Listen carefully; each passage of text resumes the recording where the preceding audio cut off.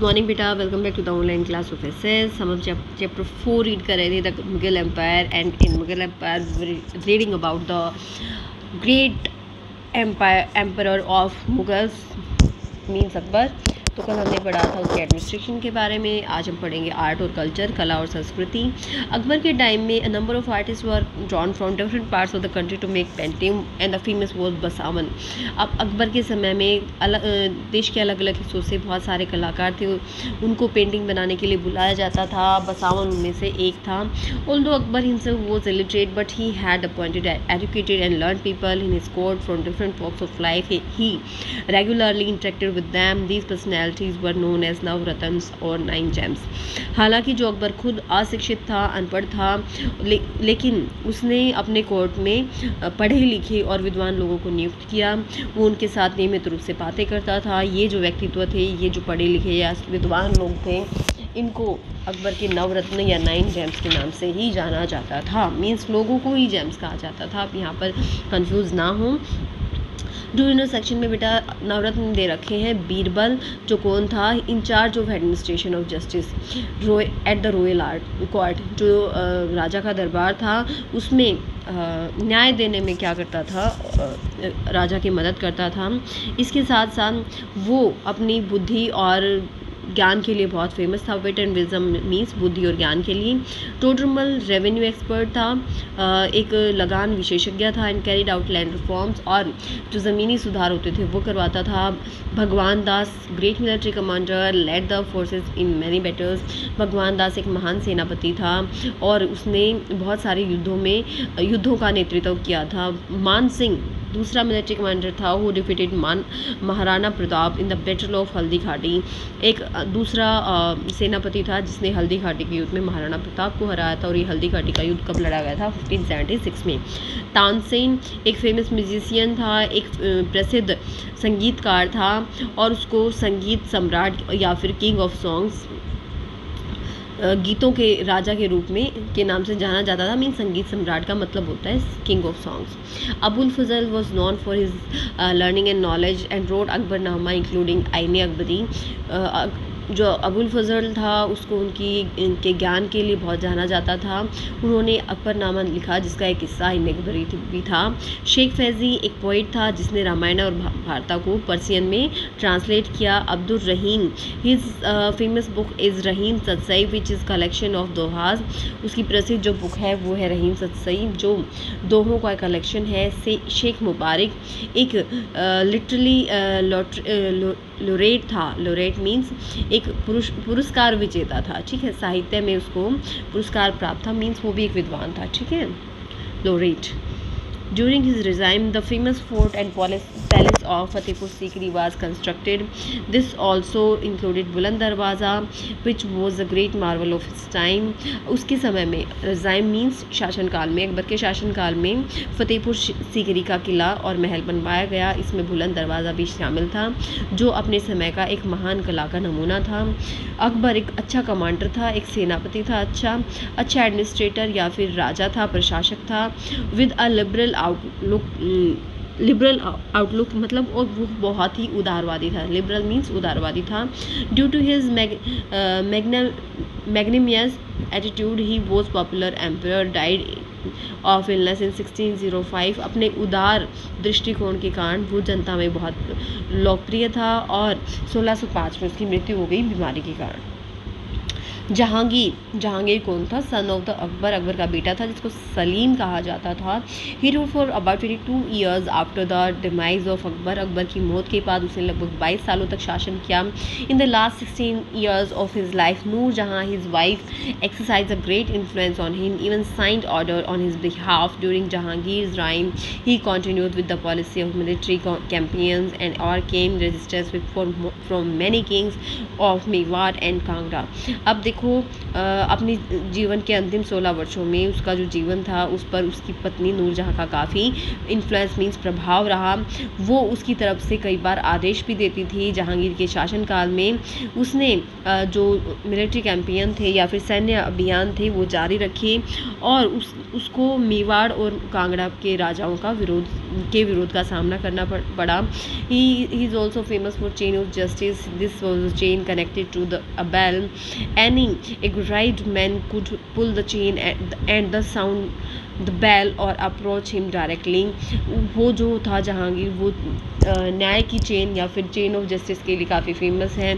ये जो चेन थी ये एक बैल से कनेक्ट थी और कोई पीड़ित आदमी इस चेन को खींचकर इस बैल को बजा सकता था और जहांगीर तक डायरेक्ट अपनी बात पहुंचा सकता था। Gold and silver coin showing the pictures of Jahangir Nurjahan were also minted during his regime. He also wrote his autobiography named Tuzuk Jahangiri. It was during his time that English trader Sir Thomas Roe came to his court and was granted the permission to trade with India. उसने सोने और चांदी के सिक्के छपवाए जिन पर जहांगीर और नूरजहाँ की जो पिक्चर्स थी वो बनी हुई थी। उसने तुझके जहांगीरी नामक अपनी आत्मकथा मतलब अपने जीवन के बारे में जो बुक थी वो खुद लिखी। उसके समय में जो अंग्रेज़ व्यापार सर थॉमस रो भारत आए और उन्होंने भारत में व्यापार करने की अनुमति या फिर परमिशन ले ली। He had continued with the administrative system and policies of Akbar, died in 1627 and was succeeded by Shahjahan. अब देखो जो जहांगीर था उसने अकबर का प्रशासनिक और नीतियों को ही जारी रखा। 1627 में उसकी मौत हो गई और उसके बाद शाहजहां राजा बना। शाहजहां जहांगीर का बेटा था। Who succeeded to the throne after the death of Jahangir. जो जहांगीर की मृत्यु के बाद 1627 में सिंहासन पर बैठा था। He undertook several military campaigns in the Deccan region. Bijapur, Golconda submitted to the Mughals. Campaigns were launched against Ahmednagar and they successfully captured it. The Bundelas of Bundelkhand were also defeated. He also sent his army to the northwest to seize bulk from Uzbeks but was unsuccessful. अब उसने देखो दक्कन के क्षेत्र में बहुत सारे सैन्य अभियान शुरू किए. जो गोलकोंडा था और बीजापुर का जो क्षेत्र था वो मुगलों ने जीत लिया. अहमदनगर के खिलाफ भी उन्होंने सैन्य अभियान चलाए और आसानी से उन्होंने अहमदनगर को अपने अधीन कर लिया. जो बुंदेलखंड के बुंदेल थे उनको भी हरा दिया गया.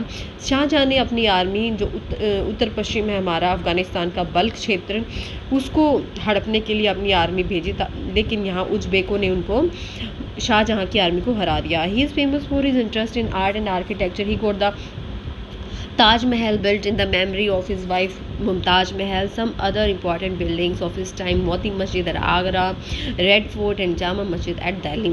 अब देखो जो शाहजहां था उसको कला और साहित्य के लिए काफ़ी जाना जाता है. उसने अपनी पत्नी मुमताज़ के याद में आगरा में ताजमहल बनवाया. इसके अलावा उसने आगरा में मोती मस्जिद, लाल किला और दिल्ली में लाल किला और जामा मस्जिद का निर्माण करवाया. अब देखो नेक्स्ट है औरंगज़ेब. शाहजहाँ के 4 बेटे थे, दारा शिको, शाह शुजा, औरंगज़ेब और मुराद. 1657 में जब शाहजहाँ बीमार हुआ तो एक सक्सेशन वॉर मींस उत्तराधिकार का युद्ध छिड़ा. राजा बनने के लिए युद्ध छिड़ा. जो औरंगज़ेब था ही एमर्ज विक्टोरियस. वो जीत गया and became the ruler in 1658 और 1658 में वो राजा बना. He was a staunch Muslim and impose a tax called jizya on non Muslims and follow the policy of religious tolerance. He reversed the policy of friendship with Rajputs and encountered with the rulers of Mewar, Marwar, Bundelkhand. अब वो एक कट्टर मुसलमान था. उसने गैर मुसलमानों पर मीन्स हिंदुओं और सिखों पर जजिया कर लगाया और धार्मिक असहनशीलता की नीति को अपनाया. असहनशीलता मतलब वो दूसरे धर्म के लोगों के साथ अच्छे से व्यवहार नहीं करता था. उसने राजपूतों के साथ जो मित्रता की नीति थी उसको पूरी तरह पलट दिया. अब राजपूत क्या थे उसके दुश्मन बन गए और मेवाड़, मारवाड़ और बुंदेलखंड के राजाओं का सामना करना पड़ा. उसने अपनी जो फोर्सेज हैं वो दक्कन में भी भेज दी.